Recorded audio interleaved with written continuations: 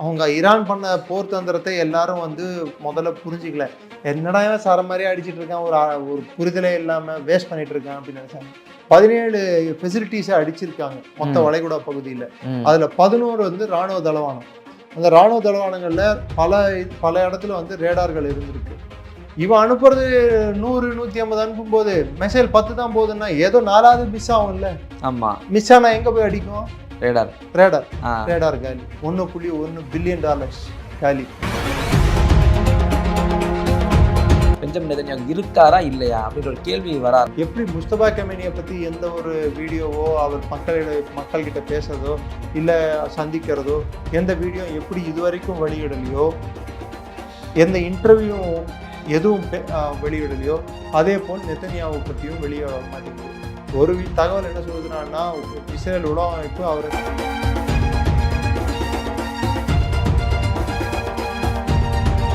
ஈரானோட போர் தந்திரம் என்னடான்னா, அமெரிக்காவோட போர் புரியும் தன்மை, அதுவும் அவங்களோட டெக்னாலஜிக்கல் சுப்பீரியாரிட்டி, அதாவது தொழில்நுட்ப வல்லமையை முதல்ல அழிக்கணும். கண்ணை நொல்லையாக்கணும் சார். கண்ணே தெரிலனா எதை சுடுவான்? இப்போ யூஸ் பண்ணக்கூடிய மிசைல்கள் முதல்ல ஏன் யூஸ் பண்ணலன்னா, பழைய ஸ்டாக்கெல்லாம் தீர்த்துட்டாங்கன்னா அதுக்கே இஸ்ரேலும் அமெரிக்காவும் அவங்களோட நவீன ஆயுதங்களை பயன்படுத்திட்டாங்கன்னா அதை தகர்க்கிறதுக்கு. அப்புறம் யூஸ் பண்ணுறது எல்லாமே இவங்க நவீன ஆயுதங்களை இவங்க யூஸ் பண்ணுவாங்க, அவங்ககிட்ட தகர்க்கிறதுக்கு ஒன்றும் இருக்குது. அந்த 2000 கிலோமீட்டர் 2500 கிலோமீட்டர் சுற்றளவுக்கு ஈரான் தாக்கக்கூடிய தன்மை கொண்ட ஒரு நாடாக, அதாவது அமெரிக்காவோட அசட்ஸையும் இஸ்ரேலோட அசட்ஸையும் தாக்கக்கூடிய தன்மை கொண்ட நாடாக இன்று வலம் வருகிறது. குத்தாட்டம் ஆடுறது, கோலாட்டம் ஆடுறது, வெனிசுவேலாவோட அதிபரை பிடிச்சவங்க முடரோ பிடிச்சவங்க அப்படின்ட்டு இப்போ ஆட வேண்டியது.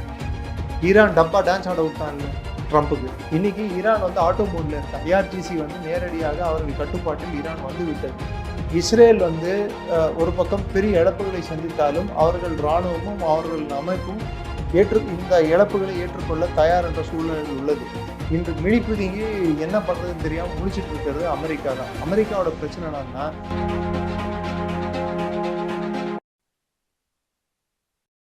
சார், இப்போ இந்த வளைகுடா நாடுகள் இருக்கக்கூடிய இந்த அமெரிக்க தளங்கள் மீது ஈரான் வந்து சென்ட்ரல் ஏவுகணை ஏவி இருக்கின்றது மிகப்பெரிய பரபரப்பை ஏற்படுத்தியுள்ளது. குறிப்பாக ஜெசில் அப்படின்னு சொல்லிட்டு ஒரு நடனமாடும் ஏவுகணை அப்படின்னு சொல்லிட்டு அதை லாய்ட்ரிங் அதை சொல்கிறாங்க. அதை வந்து உள்நாட்டில் தயாரிக்கப்பட்ட ஒரு ஏவுகணை அப்படின்னா அது வந்து அதனுடைய தாக்குதல் மிக வந்து ஒரு உக்கிரமாக இருக்கும். ஏன்னா எத்தனையோ கிலோ வெடிமருந்து இருக்குன்னு சொல்கிறாங்க, 700 சம்திங் எவ்வளோ சொல்கிறாங்க. அந்த அளவுக்கான ஒரு தாக்குதல் பேலோட எடுத்து போகக்கூடிய அதிகமா எடுத்துருக்கு. இது உள்நாட்டிலே செஞ்சிருக்காங்கன்னா அப்ப இன்னும் அது போல நிறைய ஆயுதங்கள் இருக்க வாய்ப்பு இருக்குல்ல. அவங்க தான் ஃபர்ஸ்டே சொல்லிட்டாங்களே, நாங்க யூஸ் பண்றது வந்து ஃபர்ஸ்ட் ஜெனரேஷன் தான் யூஸ் பண்ணியிருக்கோம், 2012க்கு முன்னாடி தான் யூஸ் பண்ணி, இனிமேல் தான் 2012க்கு அப்புறம் உற்பத்தி பண்ணதெல்லாம் யூஸ் பண்ண போறோம், 2020க்கு அப்புறம் இருக்கிற ஸ்டாக் எல்லாம் இன்னும் நாங்க யூஸ் பண்ணலன்னு சொல்லியிருக்காங்க. ஃபர்ஸ்ட் என்ன பண்ணாங்க, அவங்க ஈரான் பண்ண போர் தந்திரத்தை எல்லாரும் வந்து முதல்ல புரிஞ்சிக்கல. என்னடா இவன் சர மாதிரியே அடிச்சிட்டு இருக்கான், ஒரு புரிதலே இல்லாமல் வேஸ்ட் பண்ணிட்டு இருக்கான் அப்படின்னு நினைச்சாங்க. அவங்க அப்படி அடிக்கல. ஃபேஸ்ட் அரே ரேடார்ஸ்ன்னு சொல்லிட்டு இருக்கு. அல்-உதைத் பேஸ்ல இருந்தது. 5000 மைலுக்குள்ள எந்த ஏவுகணை ஆகட்டும், எனிமியோட பிளேன், அதாவது எதிரி நாடோட விமானமாகட்டும், போர் விமானமாகட்டும், ஏவுகணை ஆகட்டும், ட்ரோன் ஆகட்டும், எது வந்தாலும் 10லேருந்து 15 நிமிஷம் முன்னாடியே கணிக்கக்கூடிய தன்மை கொண்டது அந்த ரேடார். முதல்ல அந்த ரேடார் மேலே சரமாரியா ட்ரோன்களையும் ஏவுகணைகளையும் வீசினாங்க. அது ஒரு டைமுக்கு இத்தனை இதை தான் அதால் கணிக்க முடியும். மிஞ்சின அளவுக்கு இருந்தால் எப்படி கணிக்கிறது? ஆமாம், கணிக்க முடியாட்டி அதுக்கு ரெஸ்பாண்ட் பண்ணுறதுக்கு மெசைல்கள் இது கணிச்சு உடனே இன்ஃபர்மேஷன் அனுப்பிச்ச உடனே மெசைல் போய் அதை போய் தகர்க்கும். இவன் அனுப்புறது 100-150 அனுப்பும்போது மெசைல் 10 தான் போகுதுன்னா ஏதோ 4வது மிஸ் ஆகும்ல. ஆமாம், மிஸ் ஆனால் எங்கே போய் அடிக்கும்? ரேடார் காலி. $1.1 பில்லியன் காலி. இது மாதிரி இருக்கக்கூடிய 3 அல்லது 4 ரேடார் ஸ்டேஷன்கள் அங்கே காலி. 17 ஃபெசிலிட்டிஸை அடிச்சிருக்காங்க மொத்த வளைகுடா பகுதியில். அதில் 11 வந்து இராணுவ தளவானம். அமெரிக்காவோட ஃபெசிலிட்டி 17, அதில் 11 வந்து இராணுவ தளவானங்கள். அந்த இராணுவ தளவானங்களில் பல இடத்துல வந்து ரேடார்கள் இருந்திருக்கு. So eyes in the sky அப்படின்வாங்க. என்ன வரப்போகுதுன்னு சொல்லிட்டு முன்கூட்டியே கவனித்து இதுதான் வரும்னு சொல்லி அதை நிர்ணயித்து அதை எதை வச்சு அடித்தா அதை தவிர்க்க முடியும் அப்படின்னு சொல்கிற ஒரு அளவுகோல் இருக்குது. அதாவது டைம் இருக்குது. 10 நிமிஷம் 15 நிமிஷம்னா அந்த விண்டோ வந்து நம்மளுக்கு வந்து அதிகம் ம் தற்காத்துக்கிறதுக்கு. இன்னைக்கு ஈரான் அது மாதிரியான சேச்சுரேஷன் ஸ்ட்ரைக் பண்ணதுனால பரவலாக அவங்க பெரிய அளவுக்கு ட்ரோன் தாக்குதல்கள், மெசைல்கள் தாக்குதல்கள், ஃபத்தே-1, ஃபத்தே-2, கொரம்ஷேர் இதெல்லாம் யூஸ் பண்ணி தாக்குனதால தலேஹா, கதர் இதெல்லாம் வச்சு தாக்குனதால என்ன ஆச்சு, முதல்ல வந்து அவங்களோட பேஸ் எல்லாம் அழிச்சிட்டாங்க, ரேடார் எல்லாம் அழிச்சிட்டாங்க. இப்போ அமெரிக்கா தேவைப்பட்டா கூட அவங்களோட கப்பல்கள் வந்து ரீஃபியூல் பண்ணணும்னா கஷ்டம். ஸ்ட்ரெய்ட்ஸ் ஆஃப் ஹார்முஸ்குள்ளே போயிட்டு அதுக்கு என்ன நிரப்பணும்னா கஷ்டம். ஈராக்ல விமானம் மேலே விமானம் வந்து ஈரானை தாக்கக்கூடிய விமானங்களுக்கு வான்வெளியில் எண்ணெய் நிரப்பக்கூடிய விமானங்கள் இருக்கு, ரீஃபியூலிங். ஆமாம், அதையும் அடிச்சிருக்கு. நம்ம ஒரு விமானத்தை அடிச்சாங்க ஈராக்ல அடிச்சிருக்காங்க. So there is a method to this madness அப்படின்வாங்க. ஈரானோட போர் தந்திரம் என்னடான்னா அமெரிக்காவோட போர் புரியும் தன்மை, அதுவும் அவங்களோட டெக்னாலஜிக்கல் சுப்பீரியாரிட்டி, அதாவது தொழில்நுட்ப வல்லமையை முதல்ல அழிக்கணும். கையை காலி பண்ணுவோம், கை போச்சுன்னா அப்புறம் எப்படி ஆயுதத்தை பயன்படுத்துவோம், அந்த மாதிரி. கண்ணை நொல்லையாக்கணும் சார். கண்ணே தெரியலன்னா எதை சுடுவான்? ஃபர்ஸ்ட் இது அவுட் ஆகணும், இது அவுட் ஆகணும். கேட்கக்கூடாது, பார்க்கக்கூடாது. Your eyes and years should be eliminated. அதுதான் ஸ்ட்ராட்டஜி. ரேடார்ஸ் வந்து ஐஸ் மாதிரி காலி பண்ணியாச்சு.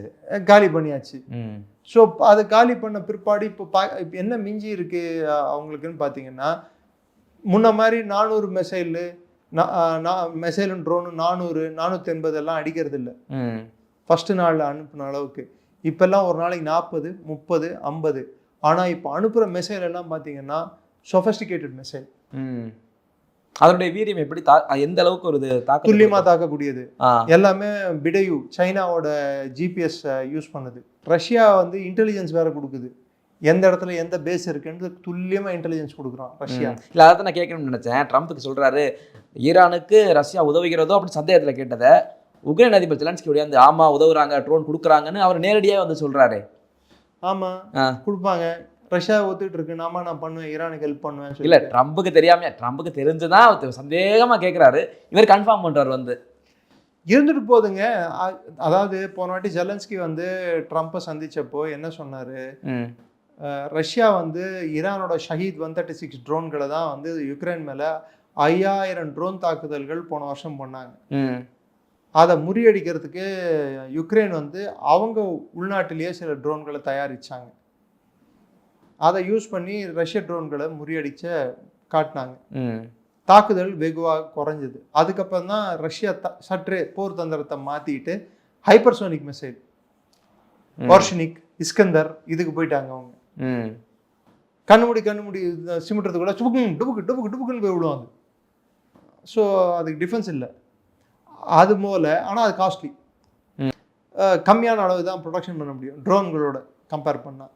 அப்போது யுக்ரைன் வந்து அமெரிக்காவுக்கு 2 பேரும் சேர்ந்து ட்ரோன் ப்ரொடக்ஷன் பண்ணலாம், நான் உனக்கு தொழில்நுட்பம் தரேன், நான் இந்த 4 வருஷம் போரில் நான் கற்றுக்கிட்டது நிறையா இருக்குது அப்படின்னா அமெரிக்கா கவலையப்படல. எனக்கு பேட்ரியாட் போதும், எனக்கு தாடு போதும், எனக்கு டாமஹாக் போதும்னு சொல்லிட்டு ஒரு வருஷத்துக்கு 600 பேட்ரியாட்டுகள் தான் பண்ண முடியும், 200 தாடு தான் பண்ண முடியும்.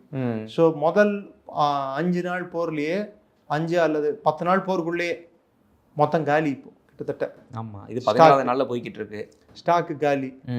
ஈரான் என்ன பண்ணுச்சு, ஃபர்ஸ்ட் எடுத்த உடனே ஷஹீத் 136 ட்ரோன்ஸ் யூஸ் பண்ணிச்சு. அந்த ட்ரோனோட தன்மை எப்படிப்பட்ட தன்மைடான்னா 180 கிலோமீட்டர் ஸ்பீடில் தான் பறக்கும். இந்த ரேடார் எப்படிப்பட்ட ரேடாருங்க, அமெரிக்கா வச்சிருந்த ரேடார் எப்படி ரேடார் பார்த்தீங்கன்னா அதில் ஃபால்ஸ் நெகட்டிவ் அப்படின்வாங்க. ஒரு பொருள் வருது, பறவையும் வருது, பிளேனும் வருது, ரெண்டுமே வந்து ரேடாரில் பிளிப்பு காட்டிச்சுன்னா எது வந்து பிளேன், எது வந்து போர் விமானம், எது பறவைன்னு தீர்மானிக்கிறது? பறவை மேலே போய் ஏவுகணை விட முடியுமா? ஸோ அதை எலிமினேட் பண்ணுறதுக்கு என்ன பண்ணாங்க, இந்த ஸ்பீடு மேலே வரது மாத்திரம்தான் நம்ம தாக்க வருது அப்படின்னு சொல்லிட்டு ஃபீட் பண்ணி வச்சுருவாங்க. அதில்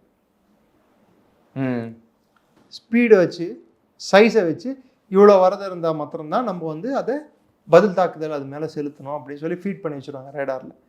இவங்க என்ன பண்ணாங்க, இந்த ட்ரோனோட மொத்த ஹைட்டே வந்து 11 அடி இவ்வளோ தான் இருக்கும். 11 அடி 11 அடி ட்ரோனு, விங் ஸ்பேன் எல்லாம் சேர்த்தா விங் ஸ்பேன் ஒரு தோராயமாக ஒரு 6 அடி வரும். 6 இல்லை 8 அடி வரும். 8 அடி வரும். சின்னது, ரொம்ப சின்னது. அது பறவை மாதிரி பறக்கும்போது யாருக்கும் தெரியாது. கீழே பேலோடு வந்து 50 கேஜி குண்டு எடுத்துட்டு போவோம். பறக்காது லோ ஆல்டிடியூட்ல, மேலே பறக்காது, ரொம்ப உயரத்தில் பறக்காது, கீழே தான் பறக்கும். பறவை பறக்கிற ஹைட்டில் தான் பறக்கும். 3வது விஷயம், அது பறக்கிற ஸ்பீடு 185 கிலோமீட்டர் ஸ்பீடில் தான் பறக்கும். ஒரு மணிக்கு 185 கிலோமீட்டர் ஸ்பீடில் தான் பறக்கும். ஸோ கிட்டத்தட்ட ஒரு பறவை பறந்த போது தான் தெரியுமே தவிர்த்து அது ட்ரோனுனே கண்டுபிடிக்க முடியாது.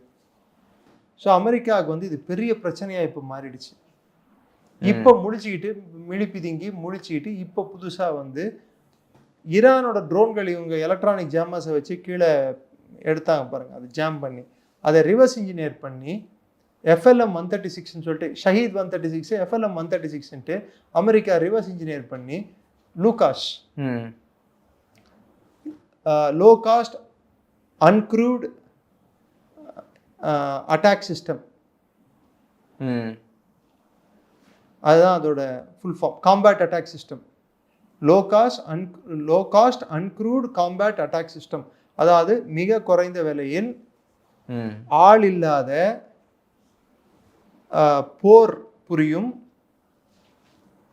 தாக்குதல் செய்யும், போர் மூலம் போர் தாக்குதல் செய்யும் கருவி. இதுதான் அதோட முழு இது லூகாஸ்க்கு. அதோட இன்னொரு பேர் FLM 136. அதை இப்போ புதுசாக எடுத்து வந்திருக்காங்க. ஆனால் எவ்வளோ மேனுஃபேக்சர் பண்ண முடியுன்றது ஒரு பெரிய கேள்வி.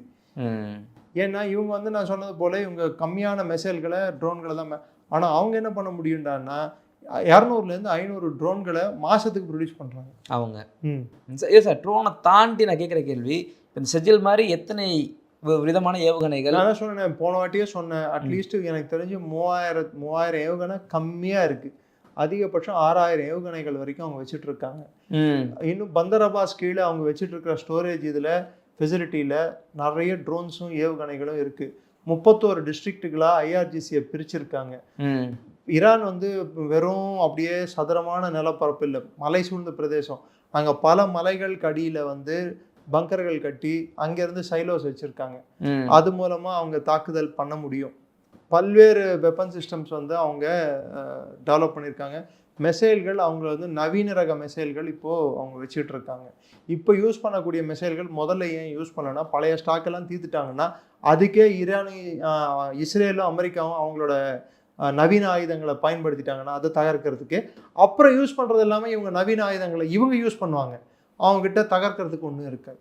வெயிட் பண்ணுறாங்க. இல்லை, இப்போ அடி வாங்குறாங்க பாருங்க. டெல்லவீவ்ல எவ்வளோ சேதம் நடந்துட்டு இருக்கு. துபாய் ஏர்போர்ட் மூடப்பட்டுள்ளது, குவைத் ஏர்போர்ட் மூடப்பட்டுள்ளது, ஃபுஜேரா அவங்களோட ஆயில் டெர்மினல் UAE அது தாக்கப்பட்டுள்ளது. ரஸ்தனூரா தாக்குதலுக்கு ஆளாக்கப்படும் என்ற அச்சம் எழுந்துள்ளது. ரியாத் தாக்கப்பட்டுள்ளது. இது நடுவில் பெஷாவரில் இருக்க அமெரிக்கன் எம்பசி கூட பயத்தில் மூடிட்டு ஓடிட்டாங்க அமெரிக்கா. ஆமாம், அது உள்நாட்டு பிரச்சனையும் ஒரு அடக்கம், பாகிஸ்தான் உள்நாட்டு பிரச்சனையும் அடக்கம். ரெண்டாவது வெளியில் ஈரானோட தாக்கக்கூடும்ன்ற ஒரு அச்சமும் அவங்கள இருக்கிறதுனால பெஷாவரை மூடிட்டு கிளம்பிட்டாங்க. ஸோ எல்லா பக்கம் வந்து பார்த்தா அந்த 2000 கிலோமீட்டர் 2500 கிலோமீட்டர் சுற்றளவுக்கு ஈரான் தாக்கக்கூடிய தன்மை கொண்ட ஒரு நாடாக, அதாவது அமெரிக்காவோட அசட்ஸையும் இஸ்ரேலோட அசட்ஸையும் தாக்கக்கூடிய தன்மை கொண்ட நாடாக இன்று வலம் வருகிறது. இல்லை சார், இவ்வளவு நடந்துக்கிட்டு இருக்கிற சூழ்நிலையில் எனக்கு என்ன கேள்வினா, இந்த கேள்வி எல்லாமே எழுப்பிட்டாங்க. அதாவது இஸ்ரேல் அதிபர் பெஞ்சமின் நெதன்யாகு இருக்காரா இல்லையா அப்படின்ற ஒரு கேள்வி வர ஆரம்பிச்சு. நிறைய இன்ஃபர்மேஷன் வருது. உதாரணத்துக்கு அவர் ஐ ஆம் டையிங் ஃபார் காஃபின்னு ஒரு வீடியோ போட்டாங்க. டையிங் ஃபார் காஃபி அதுவே பார்த்தீங்கன்னா கூட யாரும் நிற்கிற மாதிரி இல்லை, ஷேடோ பார்க்க முடியறது இல்லை. ஒரு ஆள் இருக்காருன்னா அவரோட எங்கேயோ ஒரு இடத்துல லைட்டு போடும்போது கேமரா முன்னாடி நிற்கிறாருன்னா ஏதோ ஒரு இடத்துல இப்போ நான் பேசிகிட்டு இருக்கிற தருவாயில் பின்பக்கம் இந்த சைடு ஷேடோ வரும், உங்களுக்கு ஷேடோ ஃபார்மேஷன் இல்லை. ஷேடோ ஃபார்மேஷன் தாண்டி இவ்வளவு குற்றச்சாட்டு வரும்போது காமிச்சிடலாம் நான் இருக்கேன்றது ஒரு எந்த ஒரு இதுவுமே எந்த மீட்டிங்லயும் பார்ட்டிசிபேட் பண்ணல. ம் அவர் குடும்பத்தினர் திட்டவட்டமாக எந்த இதுவும் சொல்ல சொல்ல மாட்டேங்கிறாங்க. மாட்றாங்க. அவர் மகனும் சொல்லல. ம் அவரோட கூட பிறந்த சகோதரர் என்ன ஆனாருன்னு சொல்லிட்டு அதை பத்தியும் ஒழுங்கான தகவல் இல்லை. ம் பென்கவீர் என்ன ஆனார், இன்னொரு அமைச்சர் என்ன ஆனாருன்னு சொல்லிட்டு அது பத்தியும் தகவல் இல்லை. ம் ரீசெண்டாக நடந்த கேபினட் மீட்டிங்ல அவர் பங்கேற்றுக்கிட்டாரா இல்லையான்னு சொல்லிட்டு தகவல் இல்லை. ஸ்டீவ் விட்காஃபும் ஜெரார்ட் குஷ்னரும் அமெரிக்காவோட ட்ரம்பின் பிரதிநிதி, ம் அதிகாரப்பூர்வமான பிரதிநிதி, ஸ்பெஷல் ரெப்ரசன்டேட்டிவ் ஸ்டீவ் விட்காஃபும் ஜெரார்ட் குஷ்னர் மருமகன் 2 பேரையும் அமைச்சிருக்காங்க இஸ்ரேலுக்கு. ம் அவங்களையும் சந்தித்து பேசுறதுக்கான எந்த வீடியோவோ இல்ல. புகைப்படமோ வெளியிடல. ம் நெத்தனியாவு வந்து கெனசெட் அவங்களோட பாராளுமன்றத்தை இவங்க எப்படி கிராண்ட் கவுன்சிலை தாக்குனாங்களோ அது போல அவங்க பாராளுமன்றத்தை இவங்க தாக்குனாங்க. அதை தாக்கின பிற்பாடு நெத்தனியாவு வெளியே வந்து ஒரு ஸ்டேட்மெண்ட் கொடுத்ததா எங்கேயும் பார்க்க முடியல. அவர் வந்து பொது வழியில நடக்கிறதுக்கு எந்த ஒரு வீடியோவும் இது வரைக்கும் வரல. ம் எப்படி முஸ்தபா கமேனியை பத்தி எந்த ஒரு வீடியோவோ அவர் மக்கள்கிட்ட பேசுறதோ இல்ல சந்திக்கிறதோ எந்த வீடியோ எப்படி இது வரைக்கும் வெளியிடலையோ, எந்த இன்டர்வியூ எதுவும் வெளியிடலையோ, அதே போல் நெத்தனியாவை பத்தியும் வெளியே வர மாட்டேங்குது. ஒரு தகவல் என்ன சொல்லுதுன்னா, இஸ்ரேல் உளவமைப்பு அவரை சைப்ரஸ்லயோ இல்லை கிரீஸுக்கோ இடம் மாற்றிருக்காங்க. இன்னொன்று என்ன சொல்லுது, அவர் வான்வெளியிலேயே பிளேன்லேயே வட்டம் இட்டு இருக்காரு. இதை வந்து நம்பக்கூடிய தகவலாக நான் எடுத்துக்கல. காரணம் என்னடான்னா, எப்பயாவது ஒரு கட்டத்துலையாவது அந்த பிளேன் தரையிறங்கி ஆகணும். ரீஃபியூலிங் பண்ணுறதுக்கோ மற்ற பர்பஸ்க்கோ தரையிறங்கி ஆகணும். பிளேன் மேலே எத்தனை நேரம் தான் சுற்றிட்டு இருக்கிறது? மொத்த இஸ்ரேலோட நிலப்பரப்பே வந்து 22,000 சதுர கிலோமீட்டர் தான். ப்ளஸ் அதோட வடக்குல இருந்து தெற்கு பகுதியோட மொத்த பரப்பளவே வந்து 475 கிலோமீட்டர் தான். நிலப்பரப்போட பரப்பளவே 475 கிலோமீட்டர்ஸ் மேல இருந்து கீழேக்கு. தமிழ்நாடோட சின்னது. ஸோ அப்போ நம்ம கிட்டத்தட்ட திருச்சியே 400 கிலோமீட்டர் நினைக்கிறேன். ஆமா, கொஞ்சம் மதுரை கொஞ்சம் முன்னாடி வரைக்கும் நினைச்சுக்கோங்க. இதுதான் இஸ்ரேலோட பரப்பளவு. ஈரான் வந்து அவங்கள சரமாரியா தாக்கிட்டு 200 பேருக்கு மேல இஸ்ரேல்ல இறந்து போயிருக்காங்க. உயிர் சேதங்கள் நாளுக்கு நாள் அதிகரித்த வண்ணம் இருக்கிறது இஸ்ரேல்ல. ஸோ நெத்தனியாவு எங்கேயாவது போயிட்டு அவர் வந்து மக்களை சந்திச்சதாகவோ, ஈரான் கொஞ்சம் கூட அசர் இல்லையே. இறங்கி தெருவுல ரோடுகள்ல அந்த ஒரு மேசூத் பெஷஸ்கியானும் அலி லார்ஜானியும் நடந்து போறதை மட்டும்தான் காட்டுறாங்க தவிர்த்து முஸ்தபா கமேனி நடக்கிறதோ, முஸ்தபா கமேனி யாரையாவது பார்த்து பேசுறதோ இல்ல. ஏன்னா முஸ்தபா கமேனி அடிபட்டுள்ளார். அவர் வந்து is down but not out. ஆமா, அவருக்கு வந்து ஏதோ பலத்த காயம் இருக்கிறது என்பது தெரிவதை தவிர்த்து, ஆனா அவர் இல்லை என்பது இதுவரைக்கும் ஊர்ஜிதப்படாத தகவலாக தான் எடுத்துக்கணும். அதே போல நெத்தனியாவு அதிகாரப்பூர்வமாக தகவல் வராத வரை நெத்தனியாவு வந்து உயிரோடு இருக்கிறார் என்றுதான் நம்ம எடுத்துக்கணும். பட் நிறைய வீடியோஸ், ஏஐ டாக்டர் வீடியோஸ் வெளியே வருது. இதுக்கு காரணம் நெத்தனியாகு இல்லாத பட்சத்தில் கூட இஸ்ரேலால சண்டை பண்ண முடியுமான்னு கேட்டா டெஃபினட்டா அவங்க சண்டை பண்ணுவாங்க. அது ஈரானுக்கும் அதே நிலைமை தான். ஈரான்லயும் வந்து கெமேனி இல்லாத பட்சத்தில் ஈரான் வந்து ஒன்றும் தோஞ்சு சரண்டர் ஆயிடாது. அவங்களும் சண்டை பண்ணுவாங்க. அது சிஸ்டம், அது மாதிரி சிஸ்டம். ஈராக் வந்து சதாமை சுற்றி ஓடின சிஸ்டம். ஈரான் வந்து ஒருத்தரை சுற்றி ஓடக்கூடிய சிஸ்டம் இல்லை. ஒருத்தர் இல்லைன்னா இன்னொருத்தரன்ட்டு அந்த ஒரு ஏற்பாடு இருக்கிறது. அதே போல் இஸ்ரேல்லையும் அந்த ஏற்பாடு இருக்கிறதுனால, பட் மொரேல்னா தன்னம்பிக்கை குறைந்து விடக்கூடாதுன்னு சொல்லிட்டு சில விஷயங்களை அவங்க வெளிப்படையாக சொல்றது இல்லை. சார், குறிப்பாக இந்த போல எல்லாருமே உலக நாடுகள் உற்று நோக்க வேண்டிய காரணம் நம்ம தட்டுப்பாடுகளை பார்த்தோம். கேஸ் சிலிண்டர், பெட்ரோல், டீசல் தட்டுப்பாடுகள் தான். அப்படிப்பட்ட அந்த ஹார்மோஸ் நீரிணை அங்கே வந்து சீனா, ஜப்பான், பிரான்ஸ், நேட்டோ நாடுகள் எல்லாமே தங்களுடைய போர்க்கப்பல்களை அனுப்பி வைங்க. அப்போ நீ அனுப்பலன்னா எதிர்காலமே இல்லைன்னு ட்ரம்ப் சொல்றாரு. என்ன ஏற்கனவே சொன்னாரு, இப்போ திரும்பவும் சொல்றாரு. யாரோட எதிர்காலம் இல்லை? அவருக்கா இல்லை அந்த நாடுகளுக்கு சொல்றாரா இல்லை இவருக்கு சொல்றாரான்னு தெரியல. அவரே சொல்லிக்கிறாரு இல்லைன்னு. ரெண்டாவது தரமே கேட்கும் போது அவங்க அந்த ஒரு ஜப்பான் சொல்லிடுச்சு நான் அனுப்ப மாட்டேன்னு சொல்லிட்டு, ஆஸ்திரேலியா சொல்லிடுச்சு நான் அனுப்ப மாட்டேன்னு சொல்லிட்டு, நேட்டோ நாடுகள் இது என் போர் இல்லைன்னு கிட்டத்தட்ட அறிவிக்காம இவர் யாரு கூட நட்பு பாராட்டு இருந்தா பரவாயில்ல. அங்க போறது பிரான்ஸ் அதிபர் போடுற கண்ணாடியை பத்தி பேசுறது, கீர் ஸ்டைமரை ஸ்டூபிட்னு சொல்றது, ஜார்ஜியோ மெலோனி ஹைட்டை பார்த்து கிண்டல் அடிக்கிறது, டென்மார்க்கோட நிலப்பரப்பு கிரீன்லாண்டை போய் நான் எடுத்துப்பேன்னு சொல்றது, பக்கத்து நாட்டு கனடா அதிபர் கார்னியை பார்த்து உங்க நாடு என்னோட 51வது மாநிலம்னு சொல்றது, கூத்தாட்டம் ஆடுறது, கோலாட்டம் ஆடுறது, வெனிசுவேலாவோட அதிபரை பிடிச்ச உடனே முடரோ பிடிச்ச உடனே அப்படின்ட்டு இப்போ ஆட வேண்டியது தானே. ஈரான் டப்பா டான்ஸ் ஆட விட்டான்ல ட்ரம்ப்புக்கு. இது வரைக்கும் 7 பேர் இறந்து போயுள்ளார்கள் அமெரிக்க வீரர்கள். 114 பேர் காயமடைந்துள்ளார்கள். அதில் 8 பேரோட நிலைமை கவலைக்கிடம். இது இல்லாமல் ஈராக்ல நடந்த அந்த விமான விபத்தில் 20க்கும் மேற்பட்டோர் இறந்திருக்க கூடும்னு தகவல் வருது. ஸோ நாளுக்கு நாள் கவுண்ட் அதிகமாகிட்டே போயிட்டுருக்கு. முதல்ல வந்த அறிக்கையின்படி $1 பில்லியன் பதிலாக இன்னைக்கு $1.5 பில்லியன் அளவுக்கு செலவு அதிகமாக ஆகிட்டே போகுது அமெரிக்காவுக்கு. இது இல்லாமல் எனக்கு புது பட்ஜெட் வேணும்ன்ட்டு $50 பில்லியன் பட்ஜெட்டை கேட்டு காங்கிரஸ் முன்னாடி போயிருக்காங்க. காங்கிரஸ் பட்ஜெட் கொடுக்குமான்னு தெரியல.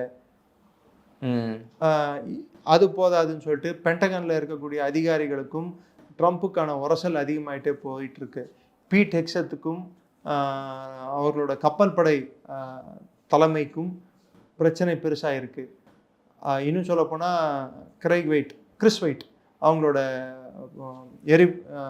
எனர்ஜி செக்ரட்டரி, அதாவது எண்ணெய் மந்திரி, அவர் வந்து அமெரிக்க கப்பல்கள் ஹார்முஸ் ஜலசந்தியில் எல்லா கப்பல்களுக்கும் பாதுகாப்பு கொடுக்கும். போட நீயாச்சும் நீ பேச்சாச்சு, அதெல்லாம் கொடுக்க முடியாது. ஏன்னா அப்ரஹாம் லிங்கனே வந்து கதருக்கு பயந்துக்கிட்டு தலைஹா பயந்துக்கிட்டு 1000 கிலோமீட்டருக்கு அப்பால வந்து நின்றுட்டு இருக்கு. ஈரான் வேற டெய்லி சொல்றான் 4 மிசைல் அடித்தேன் அப்ரஹாம் லிங்கன் மேலே, 3 மிசைல் அடித்தேன். இது வரைக்கும் சென்ட்காம் வந்து மறுப்பு தெரிவிக்க மாட்டேங்குது. அப்போ அப்ரஹாம் லிங்கன் வந்து போர் செய்யும் இடத்துல இல்லை என்பது உலகத்துக்கே தெரிய வருது. அதே போல் கெரால்ஃபோர்டில் ஒரு விதமாக ஒரு தீ விபத்து ஏற்பட்டதுன்னு சொன்னாங்க. அது எப்படி இத்தனை நாள் இல்லாத விபத்து மாத்திரம் ஏற்படும்?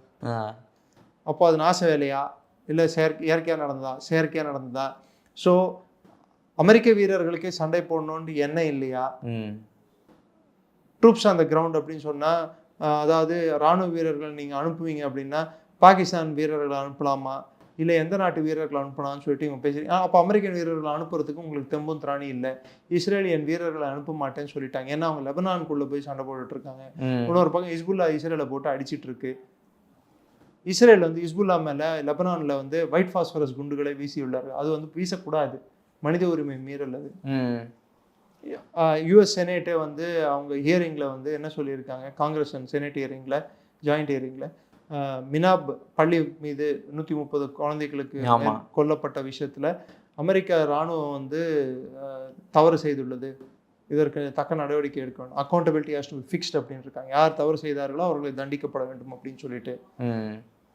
கர்க் ஐலாண்டில் இவங்க அடிச்சிருக்காங்க. அதாவது அவங்க ஆயில் ஃபெசிலிட்டி கொடுமை நடனா அந்த ஐலாண்டில் ஆல்ரெடி அவங்க இருக்கிற எண்ணெய் எல்லாத்தையும் டேங்கர் எல்லாத்தையும். அதை நான் கேட்கணும்னு நினைச்சேன் சார். ஏன்னா 90% அங்கே தான் அப்படின்ற பட்சத்தில் இந்த கார்க்கு தான் கைப்பற்றுறதுக்கு ரொம்ப ட்ரம்ப் முயல்றாரு. அப்படி நினைத்தால் கைப்பற்ற என்னவாகும் நிலைமை எங்கள் ஈரானுக்கு? முடியாது, கைப்பற்றலாம் முடியாது.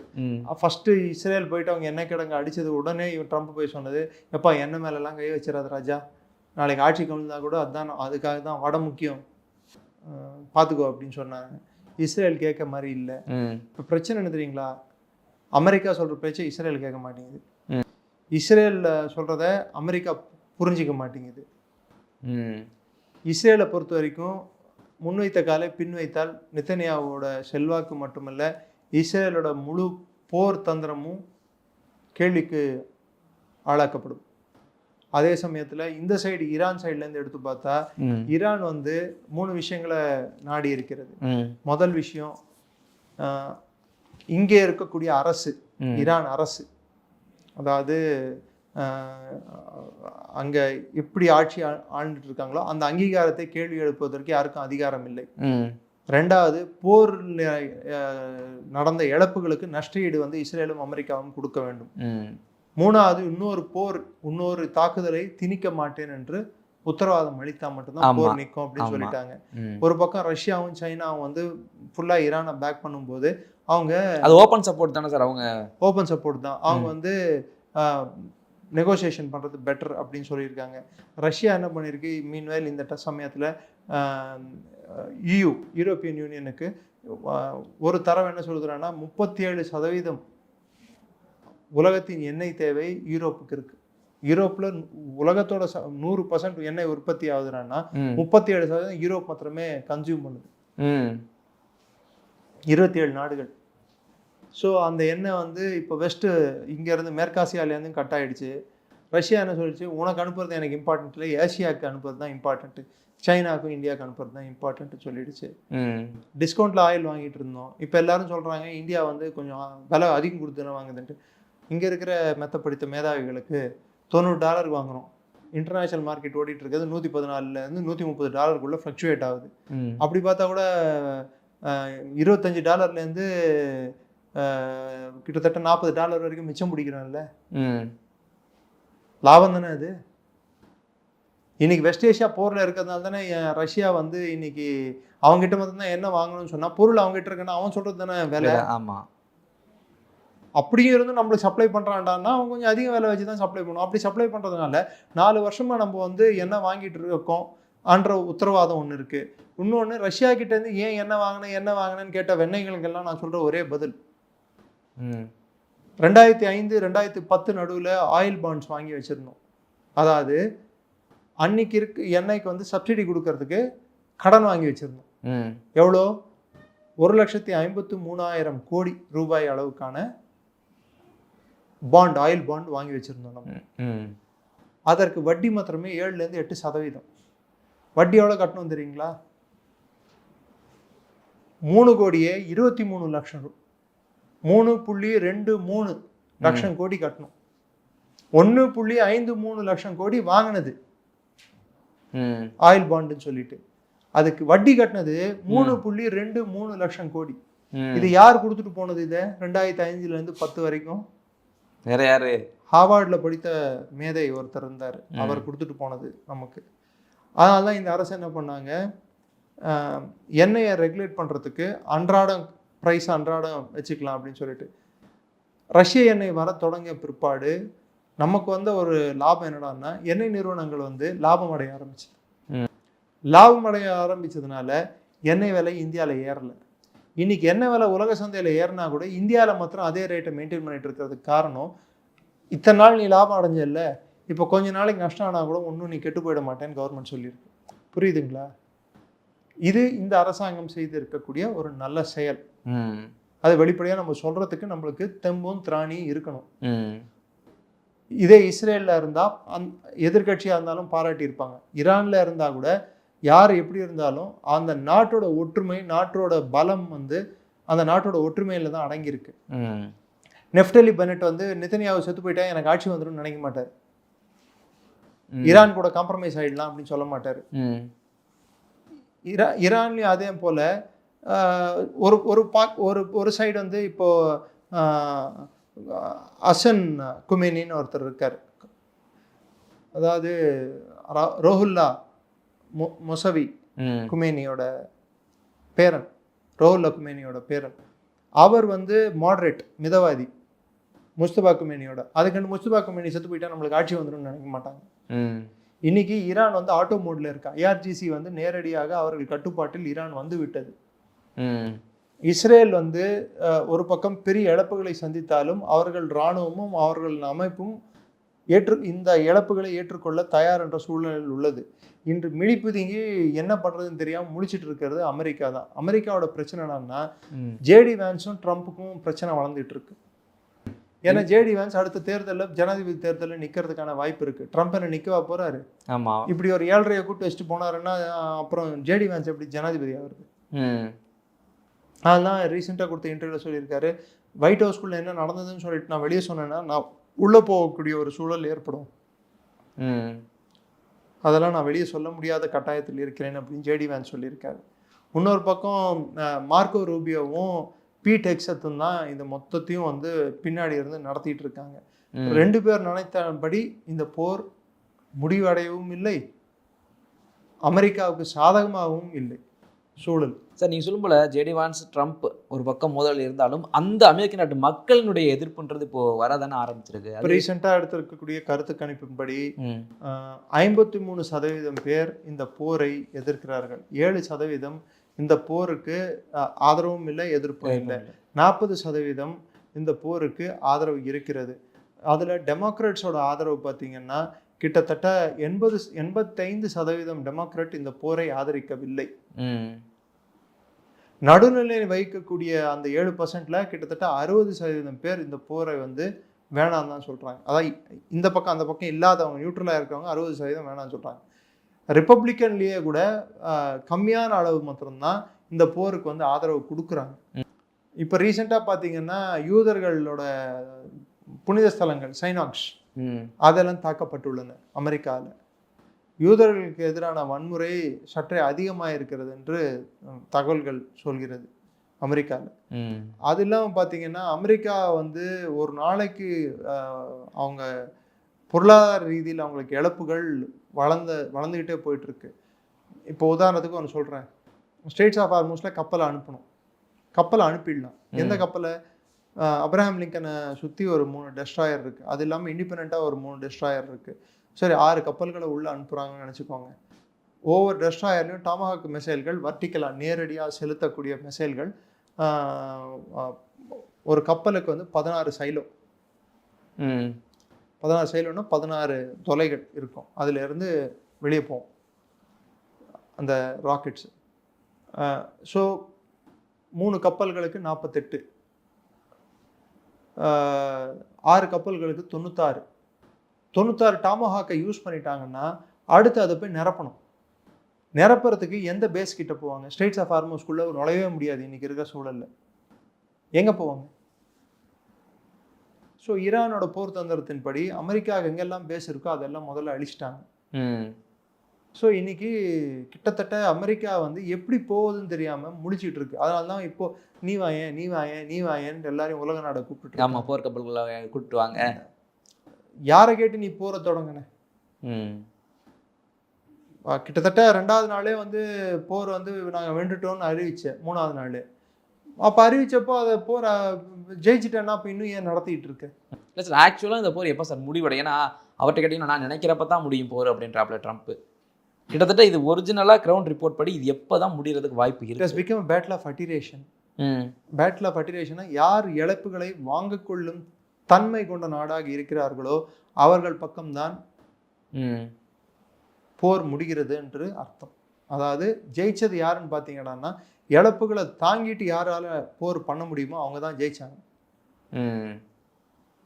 இஸ்ரேலோட நிலப்பரப்பு எல்லாத்தையும் வச்சு பார்த்தா அவங்க இழப்புகளை இன்னும் பல நாளைக்கு தாங்க முடியாது. அரபு நாடுகள் ஒரு பக்கம் ப்ரெஷர் போட்டுக்கிட்டே இருக்கு. போரை நிறுத்துங்க சாமி, எங்கள் பொருளாதாரம் காலி, நாங்கள் காலி, துபாய் காலி, பஹ்ரைன் காலி, குவைத் காலி, கத்தார் காலி, சவுதி அரேபியாவோட நிலைமை கவலைக்கிடம். உதாரணத்துக்கு ரஸ்தனூராலேருந்து 760 மைலில் ஆயில் பம்ப் பண்ணி யான்பு போர்ட் வழியாக எண்ணெய் வெளியே வருது. அது 5 மில்லியன் பேரல் எண்ணெய் தான் வெளியே வருது. ஃபுஜீரா போர்ட் வழியாக வெளியே வர்றது வந்து 1.8 மில்லியன் பேரல் வருது. ஸோ எப்படி பார்த்தாலும் 20 மில்லியன் பேரல் வர வேண்டிய இடத்துல இருந்து வெறும் 7 மில்லியன் பேரல் தான் வருதுன்னா 13 மில்லியன் பேரல்கள் எண்ணெய் தட்டுப்பாடு ஏற்பட்டுள்ளது. இந்த 13 மில்லியன் பேரல் தட்டுப்பாடு ஏற்படும் போது உலகத்தில் மிகப்பெரிய தட்டுப்பாடு, எண்ணெய் தட்டுப்பாடு ஏற்படுது இல்லை? அப்போ எங்கேருந்து போகிறது? ரஷ்யா கிட்ட போய் நிற்கிறோமா? ரஷ்யா கிட்ட நிற்கணும்னா அது அவன் வந்து என்ன சொல்லிட்டான்? யூரோப்புக்கு நான் கொடுக்க மாட்டேன்னு சொல்லிட்டான். அப்போ அது கொடுக்கணும்னா யாருக்கு கொடுப்பேன்? சைனா கொடுக்குறேன், இந்தியா கொடுக்குறேன், ஆசிய நாடுகளுக்கு கொடுக்குறேன் அப்படின்ட்டான். அப்போ சுத்திகரித்து நம்ம தான் அவங்களுக்கு திருப்பி அனுப்பி ஆகணும். ஸோ அதோட விலை எவ்வளோ அதிகமாகும்? 2வது, எத்தனை கப்பல்கள் இதால் முடங்கப்பட்டுள்ள கண்டெய்னர் கப்பல்கள். இன்சூரன்ஸ், கப்பலோட இன்சூரன்ஸ், ஒரு கப்பலோட விலை $100 மில்லியன் அப்படின்னு சொல்லி எடுத்துக்கிட்டோம்னா அந்த கப்பல் வந்து இன்சூரன்ஸ் வந்து முன்ன கட்டிகிட்டு இருந்ததோட 90% அதிகம் இன்சூரன்ஸ் கட்ட வேண்டியதாக இருக்குது. So 90% insurance cost. இந்த போருடைய நோக்கம் தான் என்ன அப்படின்றதே பல நாடுகளுக்கு தெரியல. எதுக்கு தான் எதுக்கு அந்த சண்டை இப்படின்னே தெரியாது. இந்த சூழ்நிலையில் இந்தியா என்ன ஆப்ஷன் அது எடுக்கும்? இந்த பக்கமா அந்த பக்கமா? ஏன்னா இப்போ பார்த்தா இந்தியா எடுக்க வேண்டியது வந்து நடவடிக்கை இது வந்து என்னை பொறுத்த வரைக்கும் இப்போ போரோட எட்டி இருக்கிற கட்டம் இது பிரிக்ஸ் வாசஸ் அமெரிக்கா என்ற ஒரு கட்டத்தை எட்டி உள்ளது. பிரிக்ஸுக்கும், ஏன்னா ஈரான் பிரிக்ஸ்ல ஒரு பங்கு வகிக்கிற நாடு, பிரிக்ஸுக்கும் நேட்டோவுக்குமான போராக, இன்னும் நேட்டோன்ற மாதிரி அமெரிக்காவுக்கான போராக மாறி இருக்கிறது. அதனால தான் ட்ரம்ப் நேட்டோவை கூப்பிடுறாரு உள்ள, நீ வா வா வான்ட்டு. நேட்டோ வர மாட்டேங்குது. என் பிரச்சனை எல்லாம் உன் பிரச்சனை இல்லைன்னு சொன்னல, என் மேலே வரி போட்டேன் இல்லை 11%, போ சமாளி போ அப்படின்னு விட்டாங்க ட்ரம்ப்பை. இப்போ யாரும் வந்து ட்ரம்ப் சப்போர்ட்டுக்கு வரத்துக்கு ரெடியாக இல்லை.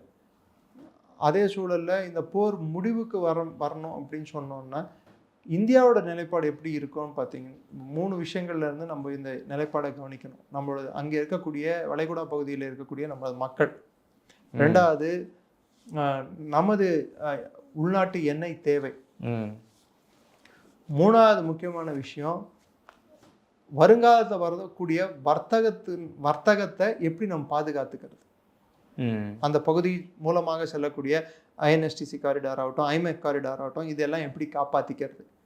இந்த 3த்தையும் மனதில் கொண்டு இந்த போரை நிறுத்துவதற்கான முயற்சியில், ஏன் யுக்ரைன் போரை நிறுத்துவதற்கான முயற்சியில் இந்தியா ஈடுபடும் போது இந்த போரை நிறுத்துறதுக்கான முயற்சியில் ஈடுபடுறதுல தவறில்லை என்பது என்னோட தாழ்மையான கருத்து. இல்லை, ஈரானே இதை ஏற்றுக்கிறாங்களே, இந்தியா மாதிரி ஒரு நாடு உள்ள வரணும் இதை அப்படின்ற. இஸ்ரேலும் வந்து நம்ம இஸ்ரேல்கிட்டையும் பேச முடியும், ஈரான்கிட்டையும் பேச முடியும். அந்த தன்மை இந்தியாவுக்கு இருக்கு.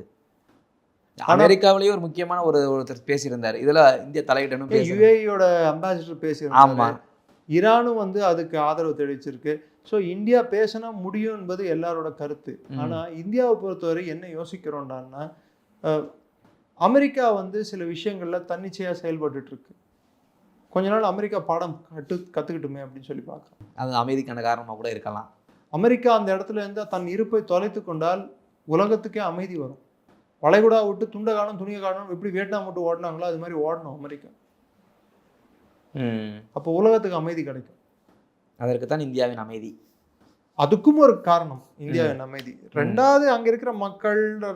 3வது வந்து நமது அரசு எடுக்கும் நிலைப்பாடு வந்து இந்த போர் எத்தனை நாள் நடக்கும்னு பார்க்கணும். 3வது விஷயம் உள்குத்து என்னடான்னா, இந்த போர் நடந்துட்டு இருக்கும்போது ரஷ்யா எண்ணெய் இந்தியாவுக்கு வந்துட்டு இருக்கு, சுத்திகரித்து நம்ம வித்துக்கிட்டு இருக்கோம், அதுலேருந்து ஒரு லாபம் வருது. ஸோ தவறு தான் என்னை பொறுத்த வரைக்கும். அது தவறாக தான் நான் பார்க்குறேன். அது சரின்னு நான் சொல்ல வரல. நான் போரில் கூட வணிகம் தேடுறது வந்து எப்படி சரி, அதுவா வருது. அதனால நம்மளும் ஏற்றுக்கொள்ள வேண்டிய சூழல்ல இருக்கோம். மொத்தத்தில் எனக்கு புரிந்தவரை இந்தியா இதில் ஆக்கப்பூர்வமான சக்தியாக செயல்பட்டால் போர் முடிவுக்கு வருவதற்கான வாய்ப்புகள் உண்டு. 2வது இந்தியா பூகோள ரீதியிலும் நம் நிலப்பரப்பு சரியான ஒரு அமைப்பு கொண்ட நிலப்பரப்பாக இருக்கிறது.